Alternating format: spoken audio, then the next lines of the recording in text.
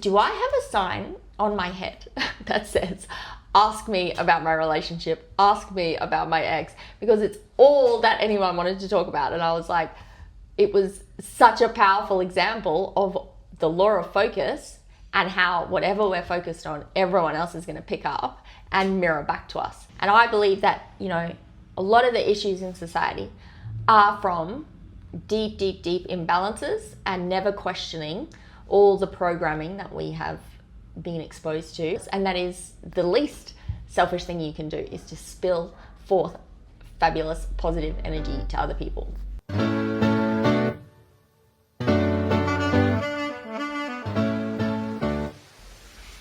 Hello and welcome to another episode of Empowering From Within. So happy to have you here. Today we're going to be doing a bit of a deep dive on thoughts and the power of our thoughts and how to master that part of our energy that is the thinking mind, because thoughts are actually electrical signals that we are sending out and radiating out into the world, and they play such a powerful role in our energy,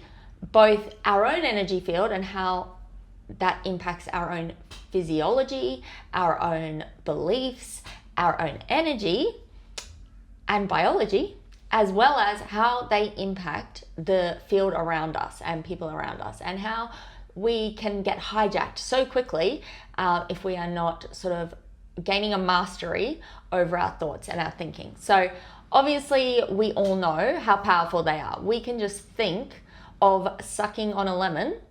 or a beautiful juicy steak or burger or whatever you find appealing,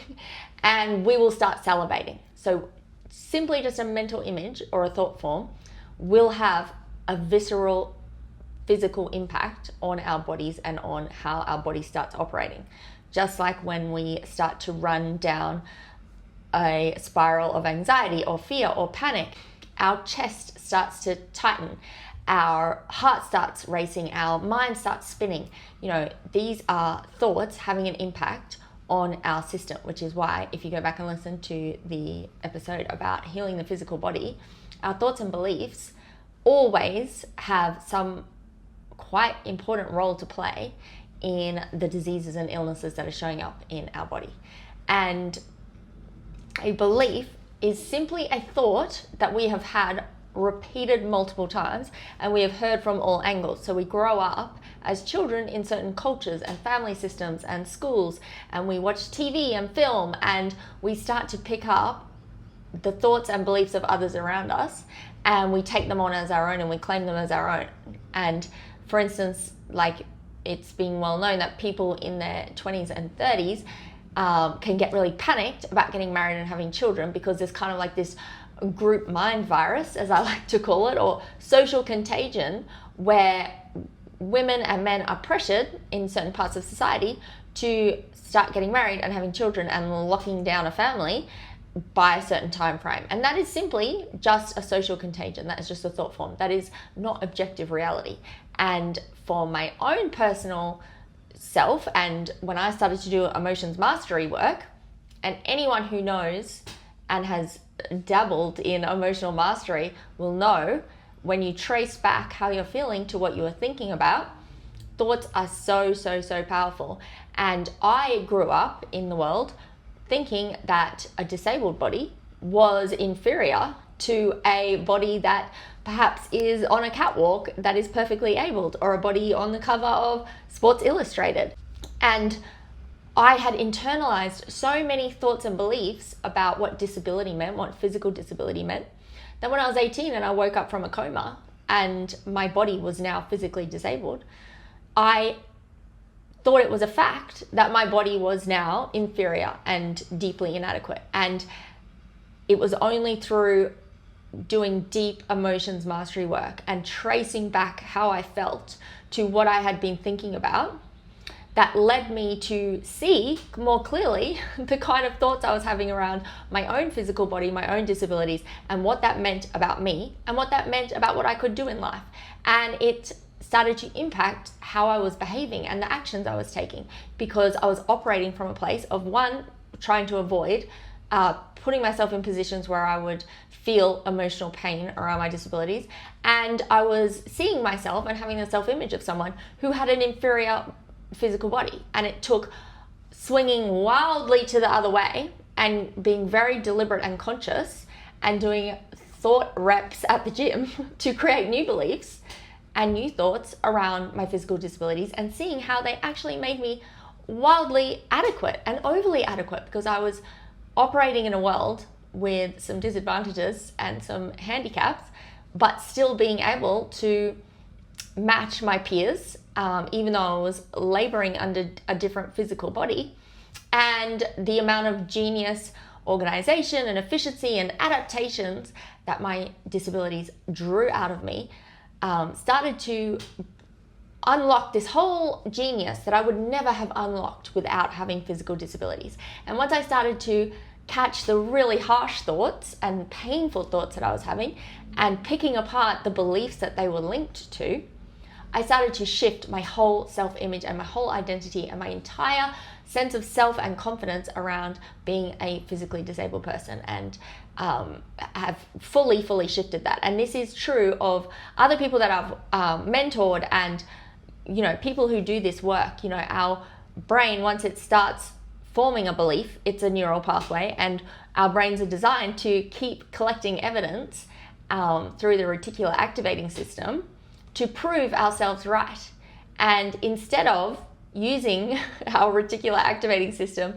for the negative and collecting more and more data and evidence to prove our really limiting, painful beliefs, we can take our lives into our own hands and shift our whole realities by using them to prove and collect evidence and data of more expansive, unlimiting thoughts and beliefs that will actually improve our lives and lead us to greatness and expanded lives and identities, and to achieve dreams we didn't think were possible, by using all the constant thinking and scanning brain that we have to support the more healthy, advantageous neural pathways that we decide to build, rather than all the ones that were put on us by teachers and parents and peers and all of the dark beliefs that are out there in the world. So as I say, a belief is simply a thought that we have had over and over and over again, so it feels like a fact.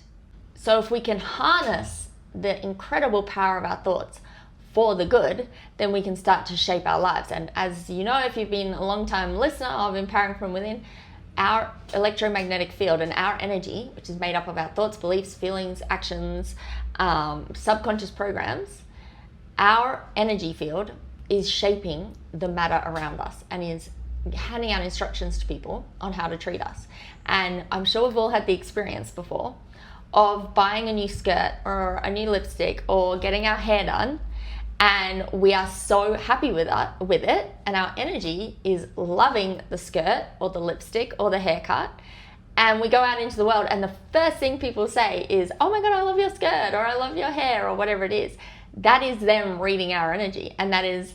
us having that at top of mind and blinker lights on saying, "This is what I love about myself." So think of something that people always compliment you on and see how you treat that thing. And you can start to hack the system and use however you have treated the thing that people love about you. Do that to your advantage in, say, a job interview, or when you are selling something. How you feel about your CV and how you feel about what you're selling will dictate how other people feel about it too. And our energy speaks so much louder than our words, which is why I'm sure if you've been on the other side of hiring someone and there's 5 CVs in front of you, the person with the best energy is who you will be drawn and magnetized towards, even if they may not have the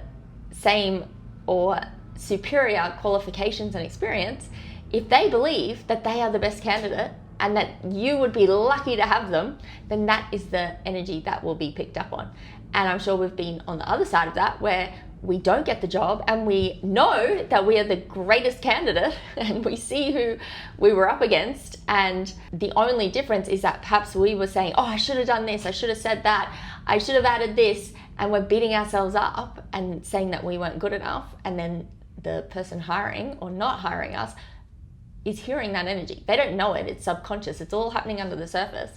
But this is the power of getting in control of our energy, because we can start to master our lives and actually have fun with the matter around us, rather than just being out there subconsciously beating ourselves up with the best intentions and being hard on ourselves and over giving and over delivering without anyone recognizing it, because we never recognize ourselves. And that is why, people think of focusing on ourselves, and inner healing and self-love and self-care is the least selfish thing we can do, because when we aren't doing it, we are trying to get that energy that we want from everyone else. And we are being vampiric in nature and sucking the energy out of everyone else and wanting the appreciation or the praise or the thanks or the approval from everyone else, because we're not giving it to ourselves. Whereas when we can give it to ourselves, and it's interesting, once you start doing this work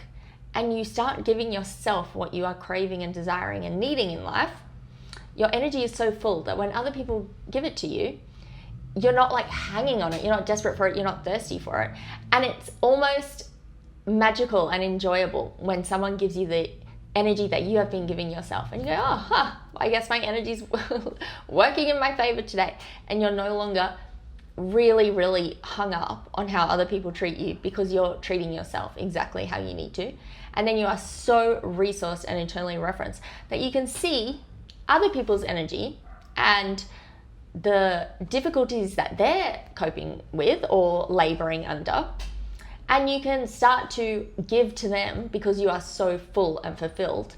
and share your fulfillment and worth with others. And that is the least selfish thing you can do, is to spill forth fabulous positive energy to other people. And it comes from the greatest place when you are mastering your own energy. I'm sure we've all had a difficult experience with this, where we say something to someone and we go, why did I say that? And honestly, it's because we are following the instructions of their energy. And I've been really harsh on myself previously when I've said to, after the fact, like, why did I say that thing that they probably really didn't want me to say, and triggered like such a wound in them? And it's because we are powerless to other people's energy. And sometimes we are hard on someone, or we question someone, or we laugh at someone because that's how they're treating themselves. And if we're not conscious in the moment, we're just following the energy of the room. And I know for me, when I got separated some years back and was going through a divorce, it was top of mind. It was consuming my thoughts. It felt like such a radical, huge thing in my life, and it consumed my energy. And I remember going out socially and thinking, do I have a sign on my head that says, ask me about my relationship, ask me about my ex, because it's all that anyone wanted to talk about. And I was like, it was such a powerful example of the law of focus, and how whatever we're focused on, everyone else is going to pick up and mirror back to us. So again, beautiful thing to happen, because even going through life and seeing how you're using the energy sort of against yourself is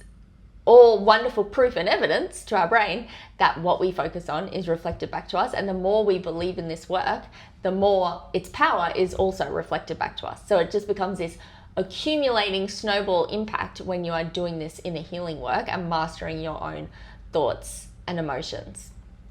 Now, the other thing I wanted to say that's really helped me in mastering my emotions and thoughts is that the deepest part of our brain, our subconscious mind, that is running 90+% of the show, often or usually always speaks in imagery and in memories and flash images. So when people say, like, don't beat yourself up, it's not that we are usually saying a conscious sentence like, Phoebe, you could have done that better. Phoebe, that was a terrible idea. Phoebe, you made a mistake there. It is more like a flash image of an email I just sent, or a conversation I had last week, or something I did in my 20s that is shown to me in my mind's eye. So that is our subconscious thoughts bubbling up to the surface and showing us what we are spinning on and chewing on and thinking about. And often if I get those subconscious images, it needs to be decoded, because the deepest part of our brain does not think in full sentences. It thinks in stories and images and memories. And if I see an old memory or an old image of something, then I know that that needs to be decoded, and to understand that I've just been fresh in that energy of whatever is attached to that image and that memory. And the greatest way to trace back to those images and those subconscious beliefs that might be running our lives and sort of sabotaging us is to be mindful of our emotions and our feelings, and then to trace back to what you were just thinking about or what might have just popped up in your mind, and to decode exactly what that particular image or event means to you, and whether it means that you are humiliating yourself, embarrassing yourself. These are all perceptions, they're not reality. And if we're feeling emotional and in pain and emotional distress, then we know it's not true, because our emotions are out of balance, and truth is neutral and reality is neutral. It is not wildly painful or wildly ecstatic or anywhere outside of that neutral, clean energy. And so I had this recently where I was very out of balance, and I couldn't quite trace back to the exact imbalance, but I kept getting all these flash images of things from my past, and I was able to work with a mentor to decode what area of life I was beating myself up in and shift back into neutrality, and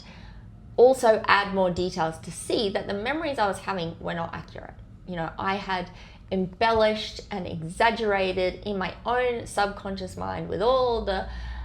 programming around me to see past events out of context. And once I landed in that neutral place, my subconscious let it go,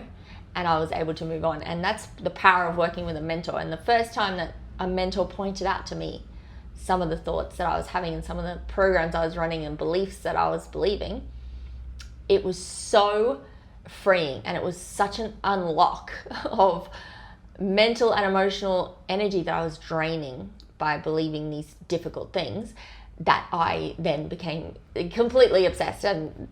wanted to do this myself, and trained and did as many courses as possible, and road tested my own tools on myself so that I could help other people with this. And now in my own mentoring practice, having been further down the road than others, I'm able to help them see their blocks and their subconscious patterns, which is the greatest privilege and honor of a lifetime. So the other thing I will say while we're on the theme of thoughts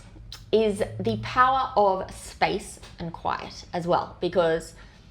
as we know, our systems are currently drowned with information, and I am the greatest fan of information and knowledge of all time. But there is a war happening on our attention, and if you dig a little deeper, you can see that there is a spiritual warfare going on in this world,